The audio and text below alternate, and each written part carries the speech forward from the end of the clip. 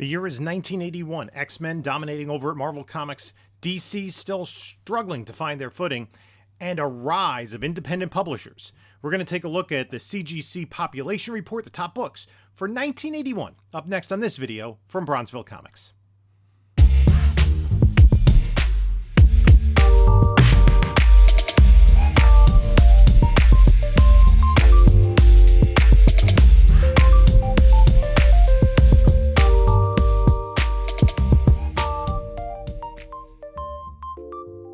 Hello panelologists, this is Jim from Bronzeville Comics coming to you with another video.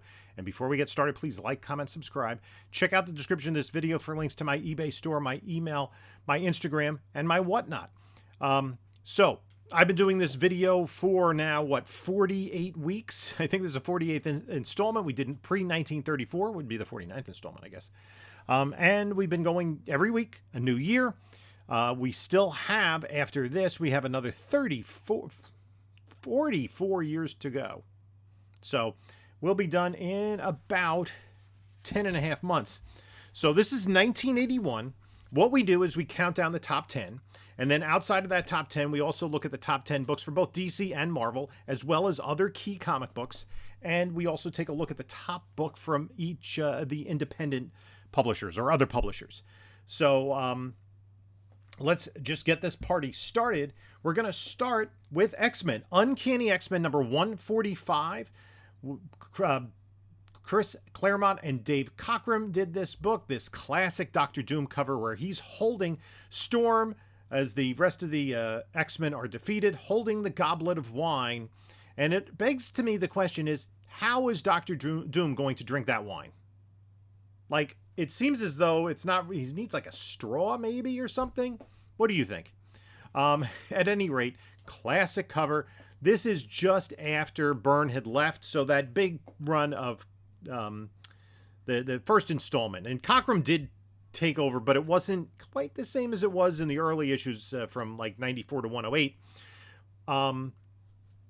But still, this was Marvel's best-selling title by far. And there are two things that add to the census count: the value of the book and the availability of the book.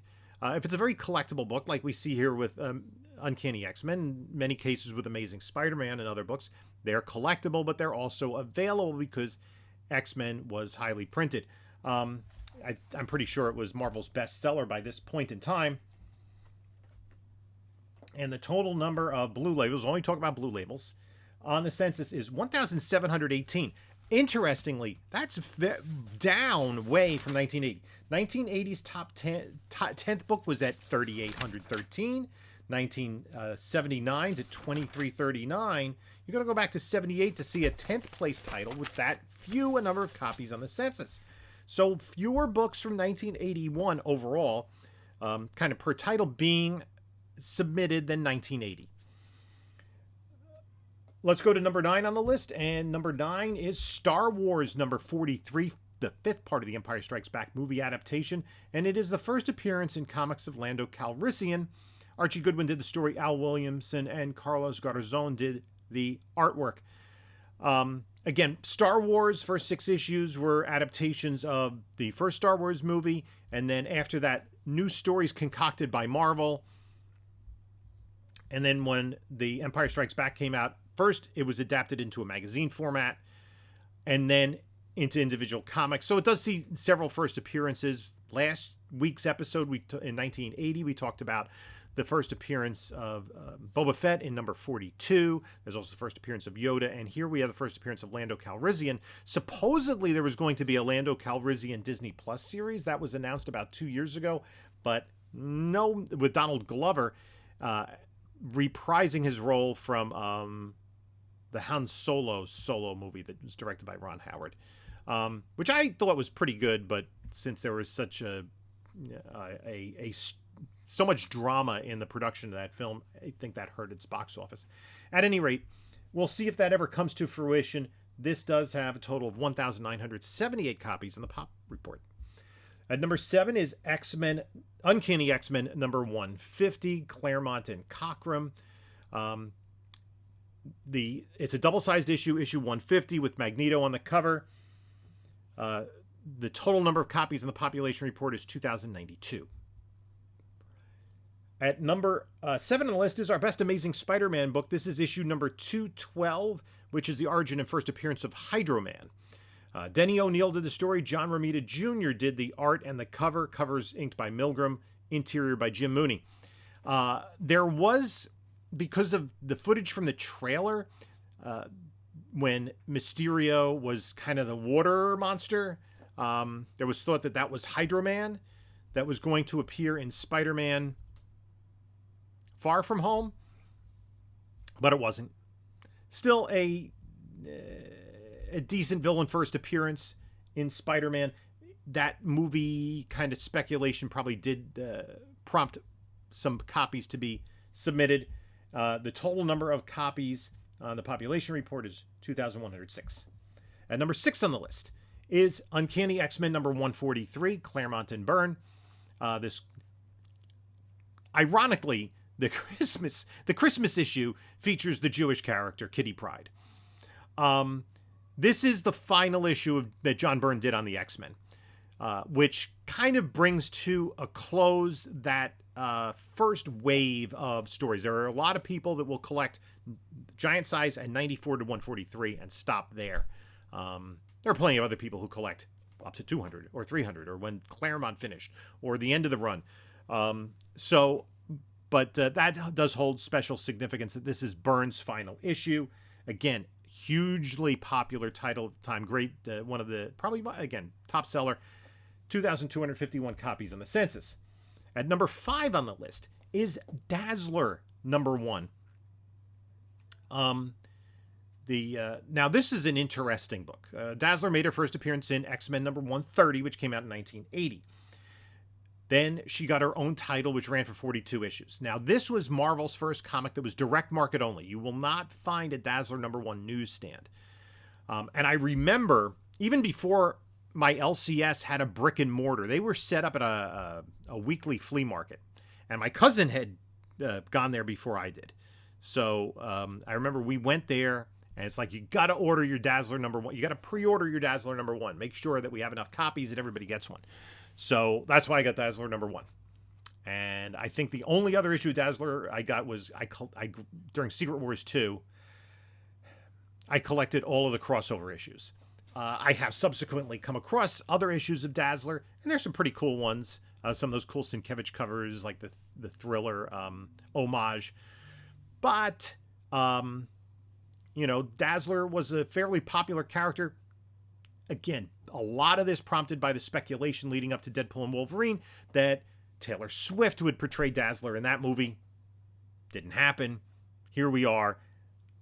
There are 2,473 copies on the CGC population report. Now we're going to take a big jump of nearly 4,000 copies to go to number 4 on the list. So the top 4 kind of separated themselves from the rest of the pack in 1981. Number 4 on the list is Uncanny X-Men number 142 by Chris Claremont and John Byrne. It's the second part of the Days of Future Past storyline.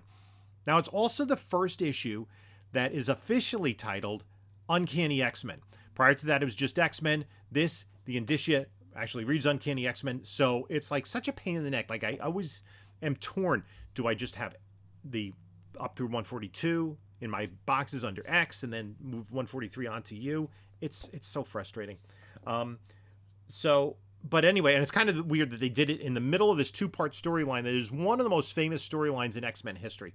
It was adapted into the movie Days of Future Past, somewhat. But it is a classic storyline that continues to have ripples and those themes and that timeline be explored again in stories throughout Marvel Comics over the last 44 years. So just a classic issue. Everybody dies. It's the death of the alternate future Wolverine.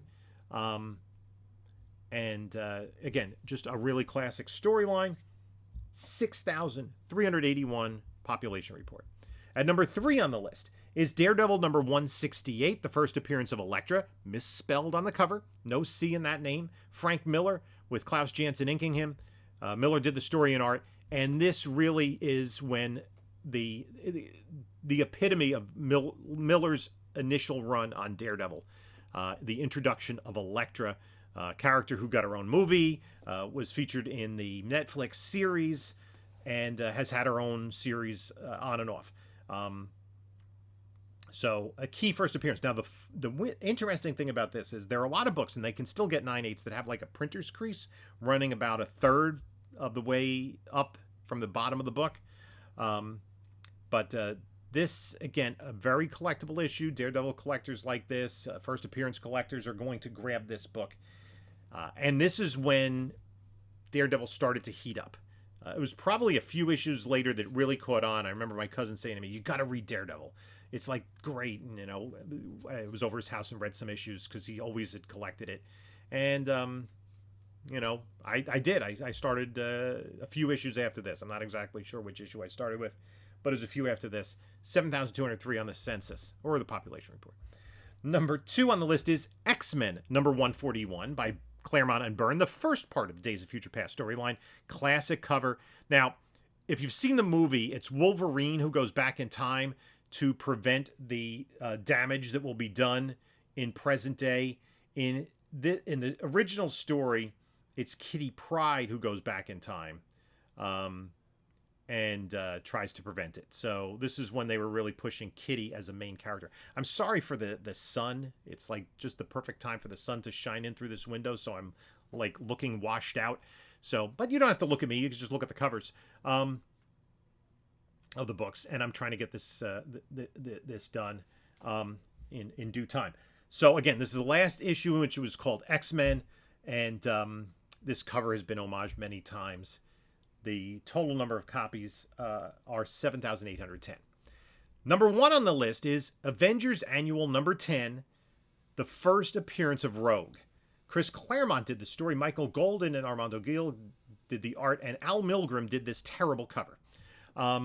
Like why is Iron Man like planking, and Rogue doesn't even get on the cover, and like, why is Wolverine trying to stab Iron Man's hand on the bottom there? I don't know. But, we get the first appearance of Rogue, who's become a major character. Obviously, just, as soon as in the X-Men animated series, in the Anna Paquin, in the movies. And I guess there's a large availability of this particular book. I remember going to the first King Con show. There was a dealer that had pretty much an entire long box of this issue. And I probably picked one up. I have this in my original collection. The total number of copies, and this is well ahead of even X-Men 141, the total number of Blue Label copies in the population report is 10,319. Our next book. Now, we're going to go through the DC Top 10. All the Top 10 are Marvel here in 1981. We'll look at some other Marvel keys, the DC Top 10, and then the top books from other publishers. And there are a lot of new publishers on the scene here in 1981. But let's do a couple of other Marvel keys. The 11th book on the list is Spider-Man and His Amazing Friends number 1, which is the first appearance of Firestar. It's a one-shot that was an adaptation of the animated TV series that ran on NBC Saturday mornings from 1981 to 1983. Despite the fact that it ran, for 3 seasons, there were only 24 episodes produced, which wasn't unusual for Saturday morning cartoons because most kids, really didn't remember what had happened 2 months earlier. Firestar would then come into regular continuity in Uncanny X-Men. I believe it was 196, if I remember off the top of my head. This book has a total number of 1,643 on the population report. At number 16 on the list is Raiders of the Lost Ark number 1, an adaptation of the Steven Spielberg, George Lucas motion picture. Walt Simonson did the story, John Buscema and Klaus Janson did the art, and James Sherman did the cover. 3-part miniseries adapting the first appearance of Indiana Jones in comic books. And Marvel held this property. They did adaptations of the other 2 Indiana Jones films. They did the Further Adventures of Indiana Jones, the Young Adventures of Young Indiana Jones. But this is his first appearance in comic books. There are 1,098 copies in the census. Now, here's an interesting one. Dazzler number 1. There was a printing error. Pages 24 and 25, which are ad pages, in this are printed without color. That's it. Now, I don't know how long the designation has been made of it being a printing error, but there's about almost 2.5 times as many copies on the census so it's probably about 15% of the books on the population report are this compared to the regular edition. Doesn't really have more value. It's just, it helps, I think, the book overall because people want to have both. So for this, the total number of copies is 1,021. Now we're going to go way down. This is really a slow year for DC. And, you know, I'm a DC guy, so I'm kind of sorry to see it. I'm trying to avoid this sun glare. Again, I apologize, but we're plowing through it. You don't need to look at me. So the 10th DC book has a very small number of copies. It is, the first DC book on the top 10 is Action Comics number 521. The first appearance of Vixen. Now, Vixen was supposed to get her own book and be the first black female superhero in DC Comics. But the DC implosion had other ideas, so that was canceled, and her stories were just kind of, you know, put into inventory. And it turns out by that time, Bumblebee had come around in Teen Titans and became DC's first black female superhero. Well, Vixen here appears in Action 521. I think they just needed to like get her out there because they had created the character already. She does really gain in popularity as we get into the 2000s. She was a main member of Justice League Unlimited in the animated series. There were 2 versions of Vixen in the Legends of Tomorrow Arrowverse series. She's been a member of the Justice League, so she has gotten a lot more play in the last couple of decades than she did early on. This particular book, 376 copies in the census. It's a pretty small number. The second DC book on the list is Green Lantern number 141, Warren Wolfman and Joe Staton with George Perez cover. This is the first appearance of the Omega Men. The Omega Men, you probably heard about the Omega Men because issue number 3 is where Lobo makes his first appearance. They shortly thereafter got their own series, and their own series was a direct market only on the higher grade Baxter paper. They had appeared in the New Teen Titans as well prior to that. So they were like kind of hit the ground running as a fairly popular new team for DC. This is their first appearance. I think it's helped out by the George Perez cover. 366 copies in the census. The third DC book on the list is All-Star Squadron number 1 by Roy Thomas and Rich Buckler with Jerry Ordway inking. This is the introduction of the All-Star Squadron. So Roy Thomas had written The Invaders for Marvel in the 1970s, which told tales during World War II of Captain America, Submariner, and the Human Torch, as well as other timely characters. Well, he delved way back into DC lore, which also included characters from Quality and Fawcett that they had obtained. So they had a fairly large stable of characters to choose from. And you see here on the cover, the 3 mainstays, the ones that were Justice Society members that also became All-Star Squadron members were Dr. Midnight, Hawkman, and Atom. And why? Those were Roy Thomas's favorite characters from the Justice Society. That's why. This was like my favorite book at the time. I'm a big Golden Age fan. Thomas did a lot of retconning. He tried to make sure that the stories fit in with the stories that were happening at the time in the individual comics, including some of the villains that were included and the continuity of the Justice Society stories, which isn't easy because back in the 1940s, the writers didn't care at all about continuity. They just said, I got to bang out an 8-page story. Let me get going. So interestingly, this makes the list, but the first appearance of All-Star Squadron in Justice League of America 193 does not. It was one of those inserts, much like DC Comics Presents 26 with the New Teen Titans. And this one, the All-Star Squadron did run for 76 issues. Crisis kind of messed it up because Thomas lost access to the Golden Age versions of Superman, Batman and Robin, Wonder Woman. And he felt as though, you know, Crisis erasing Earth 2 and having it become part of Earth 1 continuity kind of hurt what the stories he was telling. He then created the Young All-Stars series, which lasted for a little bit of time. But this one has 356 copies in the census. Fourth DC book on the list is Detective Comics number 500, an anniversary issue with a wraparound cover with a plethora of artists and writers working on it. 7 stories by Walter Gibson, creator of The Shadow, Aparo, Mike W. Barr, Harry Bates, Alan Brennert, Dick Giordano, Carmine Infantino, Joe Kubert, Paul Levitz, Jose Luis Garcia Lopez, Walt Simonson, Bob Smith, Len Wein, and Tom Yates. And I'm not exactly sure. It looks to me like it doesn't... Garcia Lopez, Yates, and Kubert did the cover. I can see that here. I can see Garcia Lopez. I can see that Kubert did the Hawkman and the Hawkwoman. But at any rate, an anniversary issue, 337 copies on the census. The next DC book is Madame Xanadu, #1. This was a one-shot that came out of her appearances in Doorway to Nightmare. Steve Englehart and J.M. DeMatteis did the stories. Marshall Rogers and Brian Boland art with Michael William Kaluta cover. And this was DC, like Dazzler #1. This is the first direct distribution book for DC Comics. Madame Xanadu had her history much more deeply explored in a 2008 series. This particular one-shot, 270 copies on the census. The 6th DC book on the list is New Teen Titans #10. New Teen Titans was the bestseller for DC, written by Marv Wolfman, drawn by George Perez. I don't exactly know why this is it the 3rd appearance of Deathstroke?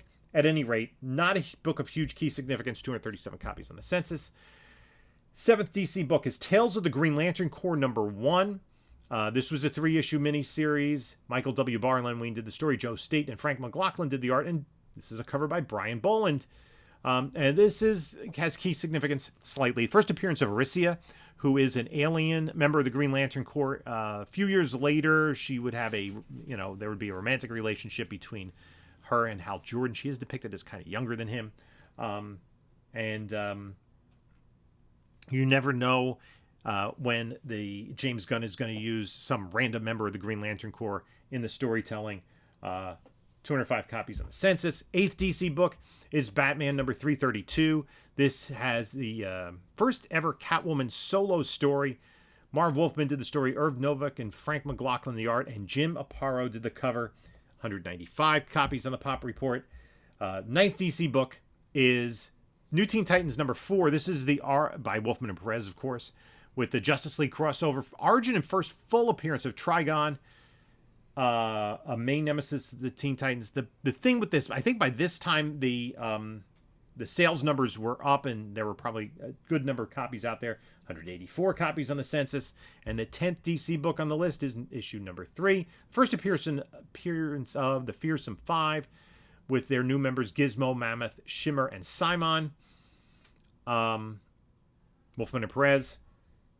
180 copies on the Population Report. One more DC book I want to talk about, and that is House of Mystery #290. This is an expensive book in high grade. It's the first appearance of Andrew Bennett, the headlining character here, Vampire. You have a Joe Kubert cover. He did have a run in House of Mystery. Basically, House of Mystery went from an anthology book to being, he's a vampire, telling his stories for a few years at least. I'm not sure the exact numbers. 152 copies in the census. Now let's go to some other publishers, and we're going to get some new ones, including this one. From Pacific Comics is Captain Victory and the Galactic Rangers #1 by Jack Kirby with inks by Mike Royer. First appearance, yada, yada, yada.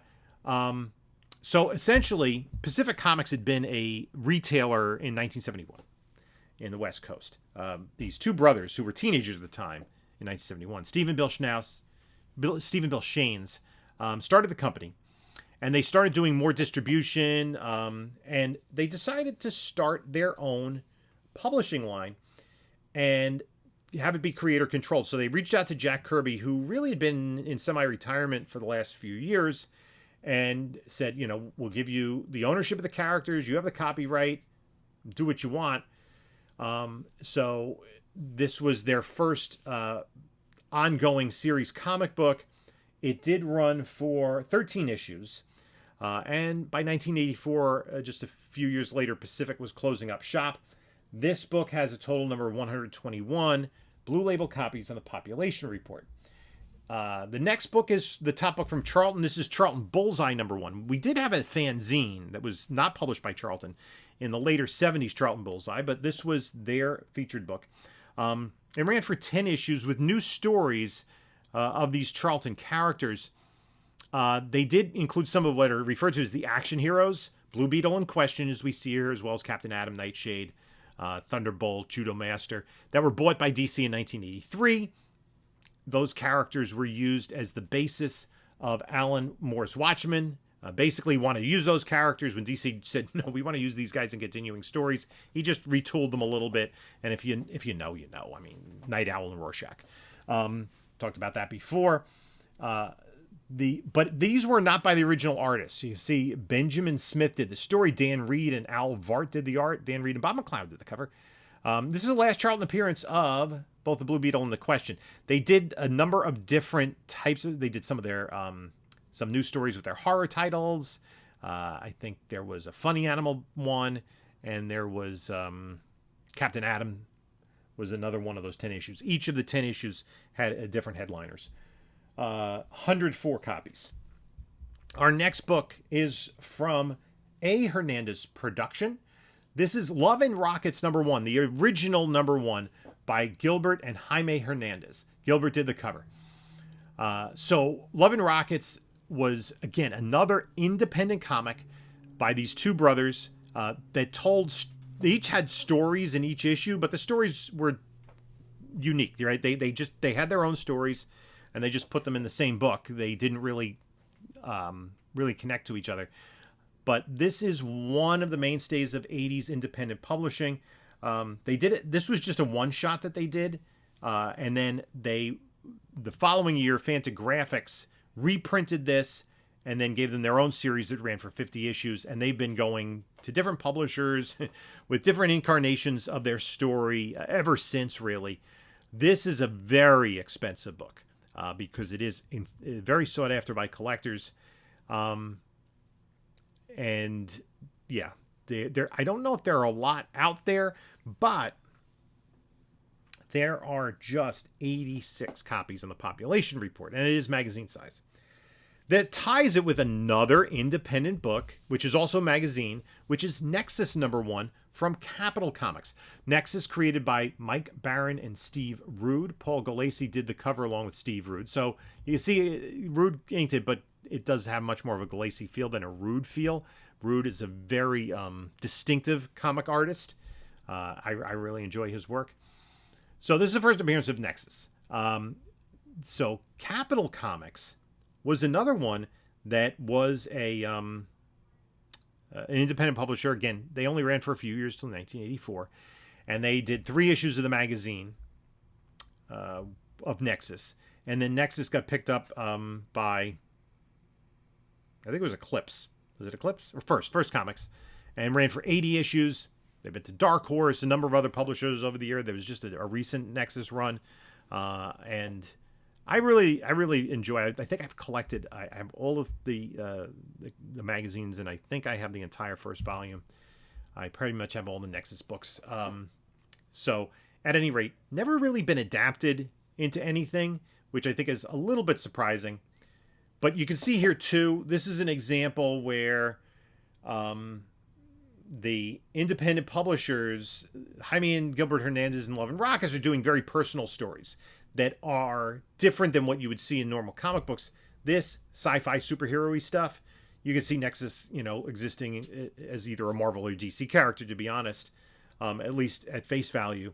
Obviously, Barron and Rude really developed the universe around him very thoroughly, which gave them the opportunity to really tell cohesive, interesting stories. Nexus, tied with Love and Rockets, also has 86 copies on the population report. From HM Communications, it's Heavy Metal #154.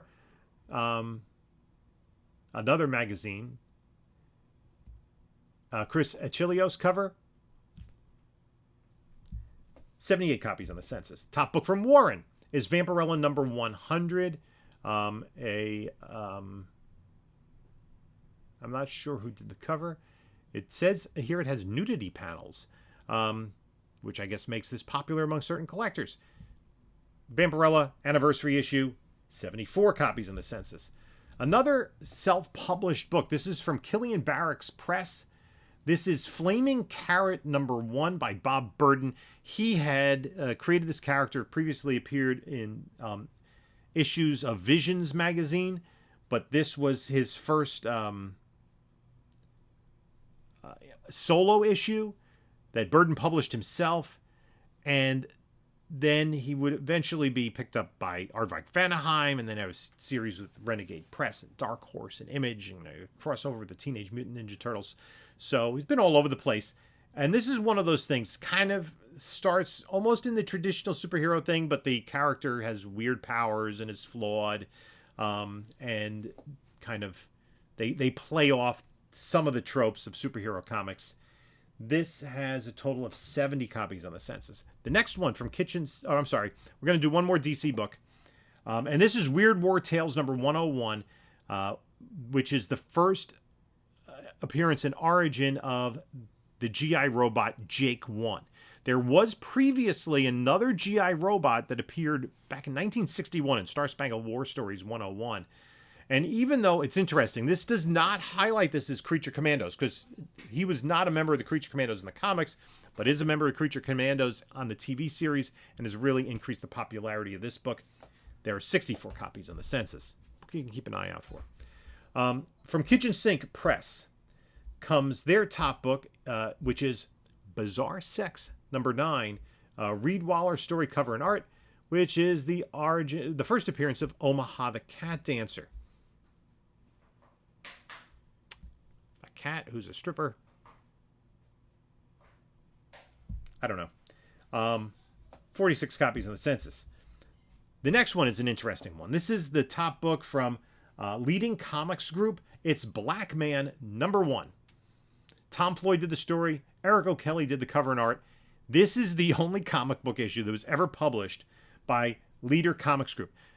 They wanted to have a character that appealed to more of an African-American audience. It was primarily distributed in the Dallas-Fort Worth area.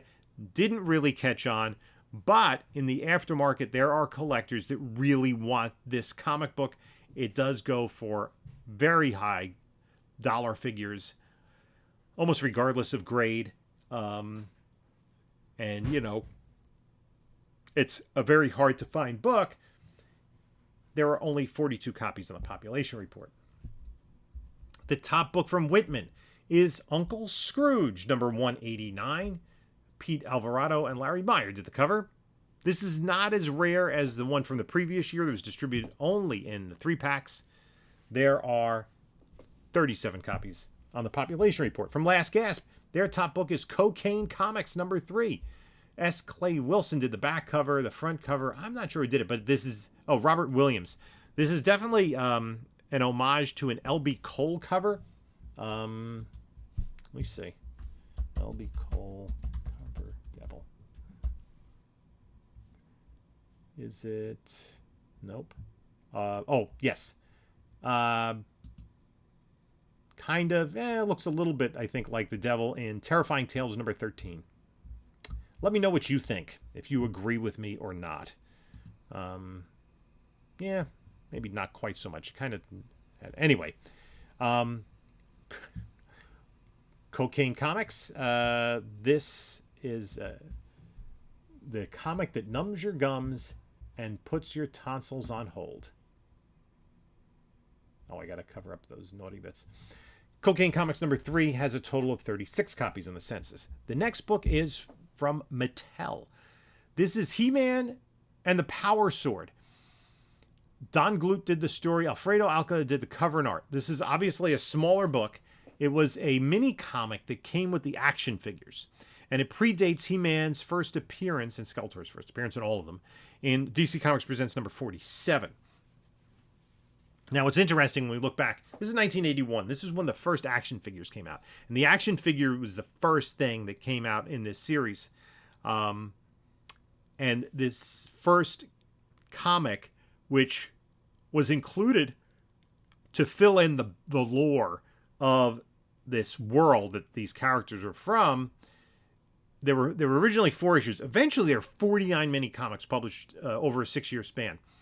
But this is 1981. The animated series from Filmation did not come along till 1983. So it took a couple of years to get, for the toy company and the Filmation to get together and produce an animated series. I think most people think the animated series was what launched everything else. No, it was the action figures that ended up launching the and these were like 5.5-inch action figures, which are a little bigger than the G.I. Joes that were coming out at the time. And very popular among 80s kids. I always say, like, things like this in G.I. Joe. When the show came on in 1983, I was not awake on Saturday mornings, unless I had to work or something. I was in high school. Nope, I was sleeping in. I was not watching Saturday morning cartoons anymore. I'm a 70s kid, not an 80s kid. This particular book, hard to find, very expensive, 32 copies on the census. From Aardvark Vanaheim, by Dave Sim as Cerebus the Aardvark, number 31. Origin and first full appearance of Moonroach. He did a lot of Roach characters based on Marvel characters. And it's Chasing Cootie. Anyway, 29 copies on the population report. From Eclipse Entertainment by Jim Starlin is The Price, number 1. And this is kind of a story that predates Dreadstar. Starlin had a little bit of a falling out with Marvel, went the independent route with Eclipse here. Now, Eclipse was another one, two brothers, Jan and Dean Mulaney, who had a musical background. They were distributors. They did release some graphic novels in the late 90s with people by Don McGregor and Paul Gulacy, P. Craig Russell, Steve Gerber, Steve Englehart, Max Allan Collins' Ms. Tree, Steve Ditko's Static, Steve Englehart's Coyote. And then they started to get into the comic books. This was before they were Eclipse Comics, still Eclipse Enterprises. This is a graphic novel. And this has a total of 25 copies in the Pop Report. The next book is the top book from Fantaco Enterprises. This is X-Men Chronicles number 1 with a Dave Cockrum cover.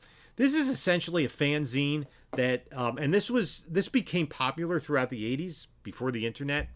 You would have these fanzines that would spotlight particular books or characters, and then you'd get these indices where they would have issue-by-issue breakdowns of each of the books. So, like, you could get those fairly cheap. If you didn't have all the issues of X-Men, you could go back and read the plot synopses and have an idea of who the characters were, where they came from. So this was kind of one of the first ones, the magazine for X-Men fans. This has 16 copies on the population report. From Warp Graphics, their top book is Elfquest number 10 by Wendy and Richard Peeney. Again, we talked about them in previous episodes. This is essentially what they were publishing at the time. You're going to have Elfquest, much like you have Aardvark, Vanaheim, Cerebus. The top book, 15 copies on the census. From Vision Publications is Visions number 3, where you have, Jim Steranko did the back cover. Al Williamson did the cover here. This looks like kind of like, a Buck Rogers, Flash Gordon kind of character, a space swashbuckler. This also included an early appearance of the Flaming Carrot. I think his third appearance that predates that solo one-shot that was self-published. This has 15 copies on the census. From Fantagraphics Books, a magazine, this is Amazing Heroes number 6 with a Bill Sienkiewicz cover.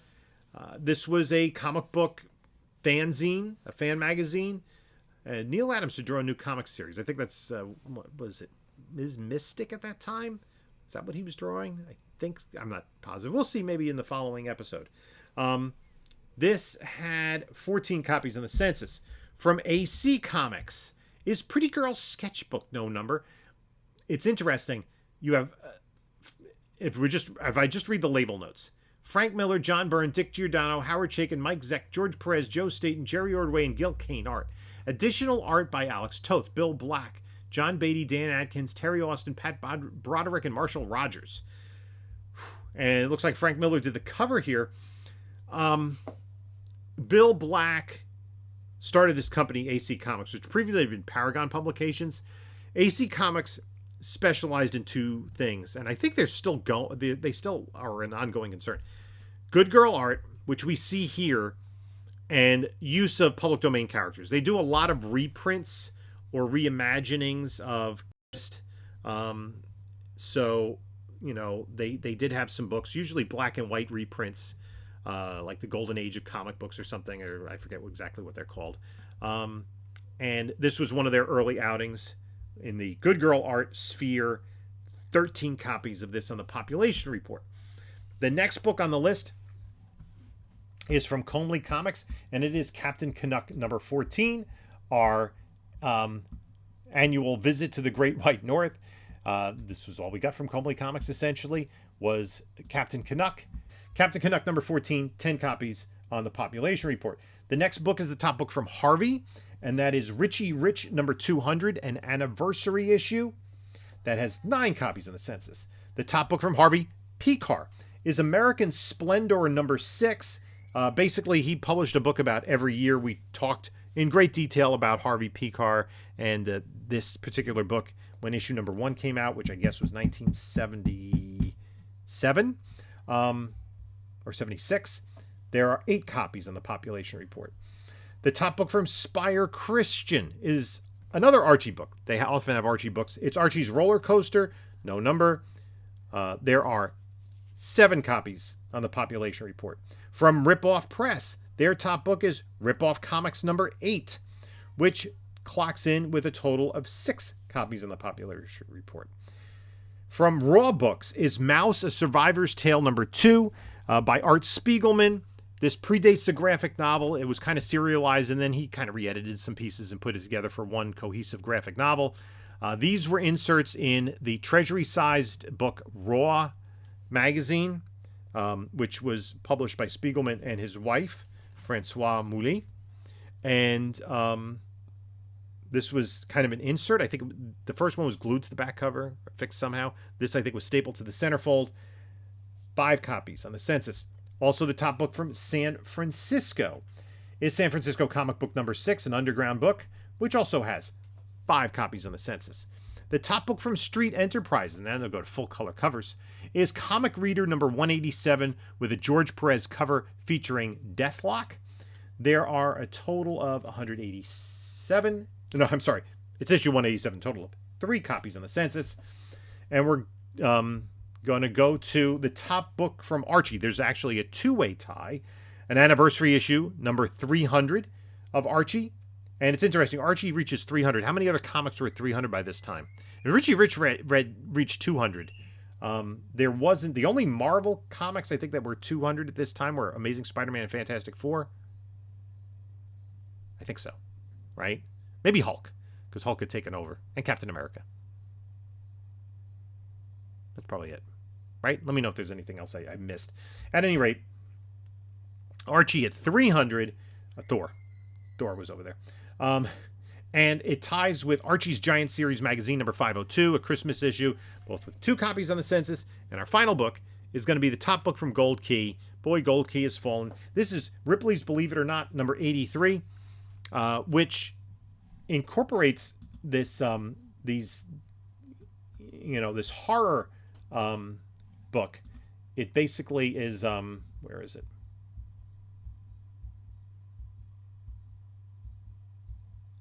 True Ghost Stories. There is a single copy on the population report. Well, that's going to do it for 1982 or 1981. I'd like to thank you for stopping by. I appreciate you spending some time listening to me go on about comic books. Hope you enjoy this series. Please like, comment, subscribe. Share it if you can.